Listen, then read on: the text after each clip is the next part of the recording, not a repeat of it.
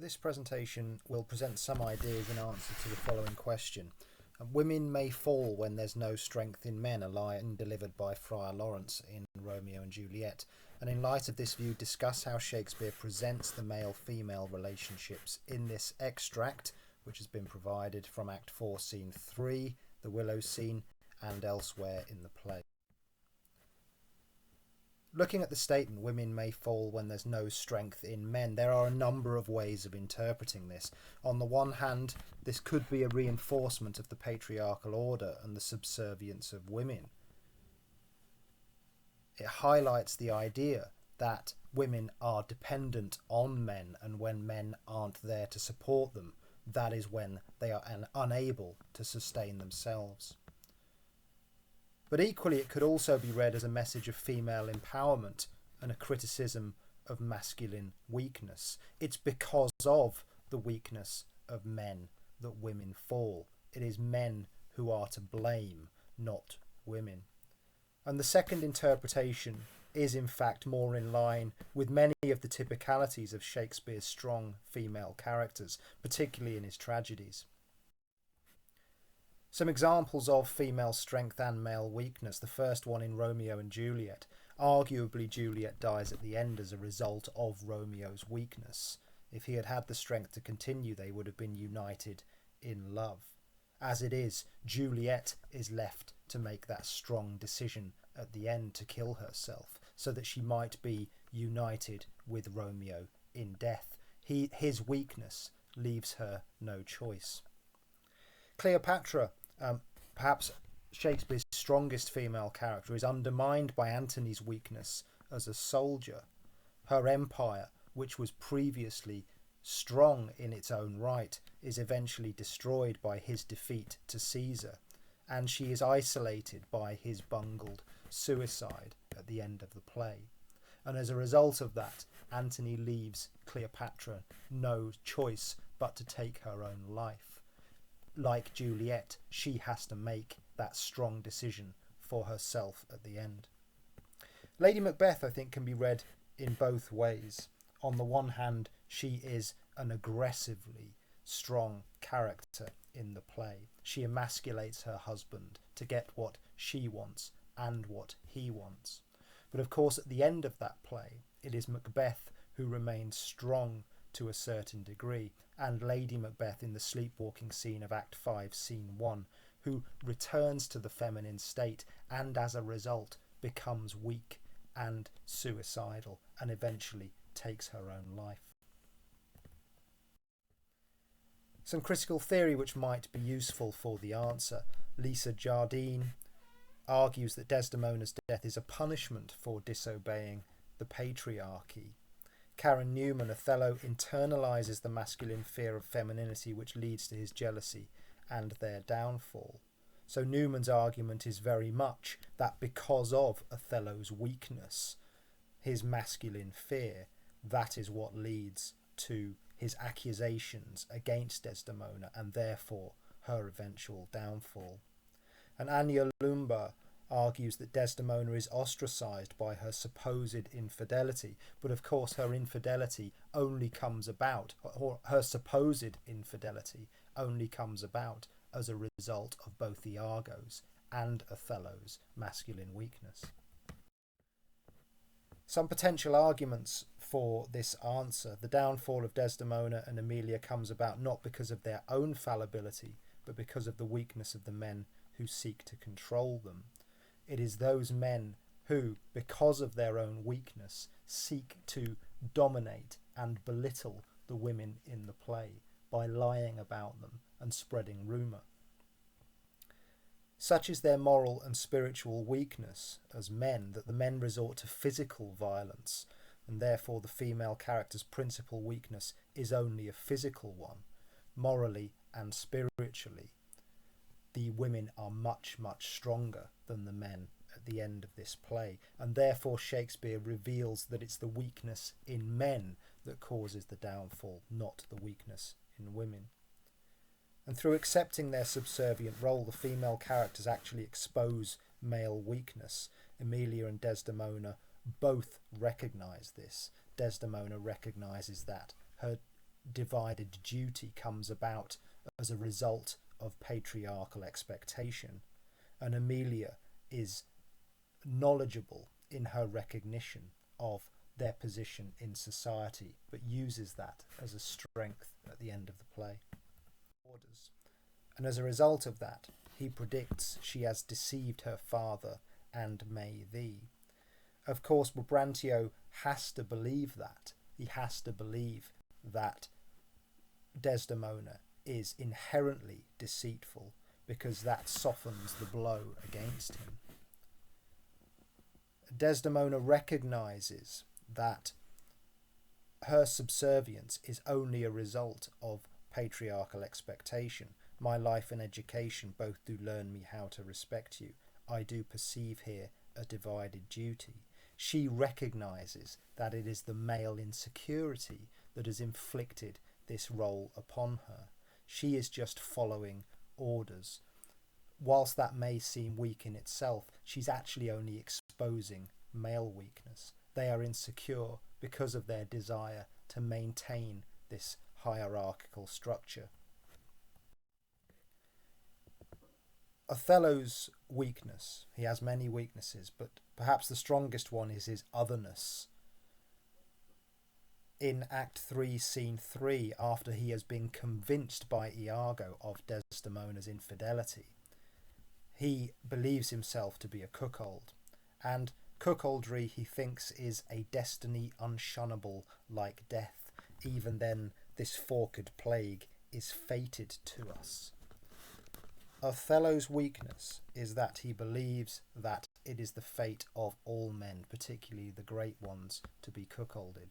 Like Brabantio, and like we will see with Iago, Othello has to believe that cuckoldry is fated to him, is unavoidable, is inevitable, because if he believes that, then again it softens the blow of having been cuckolded in the first place. He also begins to internalize the criticisms and prejudice of society. Her name that was as fresh as Dian's visage is now begrimed and black as mine own face. So Othello actually recognizes that his weakness, his otherness, is actually causing the downfall of Desdemona. He is lowering her status within society through his association with her. And that idea that Othello is inflicting his own weakness upon Desdemona becomes unavoidably apparent when he strikes her in Act 4, Scene 1. Of course, on Shakespeare's stage, the actor would have been wearing black makeup, and that would have left the black mark on Desdemona's face. So the audience would be left in no doubt that Othello's weakness, his race, his otherness, has been imprinted upon Desdemona, and it is that in part which causes Desdemona's downfall. Iago's weakness as a man is unquestionably his masculine, and in particular his sexual insecurity. He tries to label all women as prostitutes. You rise to play and go to bed to work. This is because, like Othello, Iago sees it as inevitable that he will be cheated on, and this undermines him. And if he can label all women as prostitutes in the play, again, this makes him feel better about that insecurity, about that inevitability. He feels a less of a sense of shame. Again, in Act 1, Scene 3, he creates a rumour, and it is thought abroad that twixt my sheets he's done my office. Here he is labelling Othello as the adulterer, labelling Othello as the man who has slept with his wife. By using the metaphor office for his duty, it makes it seem as if Iago feels obliged to satisfy his wife, and it is perhaps his inability to do so which causes his insecurity. What seems most important to Iago is that it is thought abroad. If nobody knew about the infidelity, it wouldn't bother him. It's the fact that it besmirches his reputation that is the problem.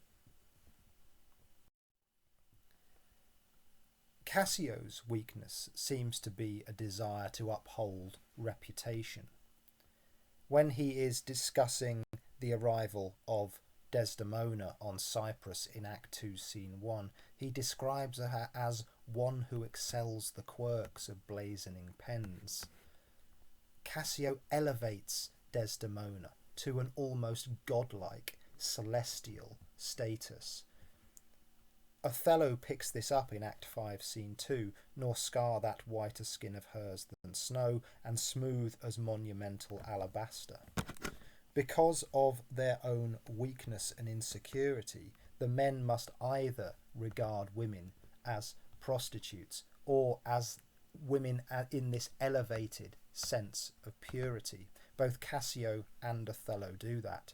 And in doing that, they elevate Desdemona to a position which is completely unsustainable, and therefore, through their own insecurity, they have made her demise inevitable.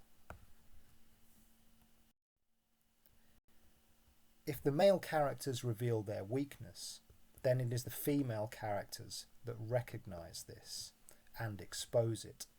Emilia, in Act 3, Scene 4, recognises that the women are but food and the men are stomachs. On the one hand, this is Emilia recognising their position of subservience in society, but actually it is through that recognition that Emilia gains strength. In the Willow Song scene of Act 4, Scene 3, she says, "Is it frailty that us thus errs? It is so too, and have not we affections, desires for sport, and frailty as men have? Let them use us well, else let them know the ills we do, their ills instruct us so." What Emilia recognises here is that women, even in their weakness, are merely a product of the men that seek to control them. It is the men's ills that instruct the ills of the women. The ills here are perhaps the weaknesses of men, and it is because of those weaknesses of men that the women become weak themselves. The female characters are unquestionably the strongest characters at the end of this play. Desdemona finds strength in devotion. "Your wife, my lord, your true and loyal wife," highlights her devotion to patriarchal expectation. And when she reveals that it is a guiltless death I die in Act 5, Scene 2, she is remaining utterly loyal to God. Emilia reveals her strength in the final scene, Act 5, Scene 2, "I will speak as liberal as the north, and I will ne'er go home." So what the female characters do is they undermine the men further in their strength at the end of the play. As a result of that, the women have to be subdued in order to restore patriarchal order. The female characters are the strongest and therefore can only be silenced by physical violence. The men have to revert to that innate typicality of masculinity, violence, because they are weaker in every other sense. And it is through that weakness that they are forced to resort to this measure to subdue their women.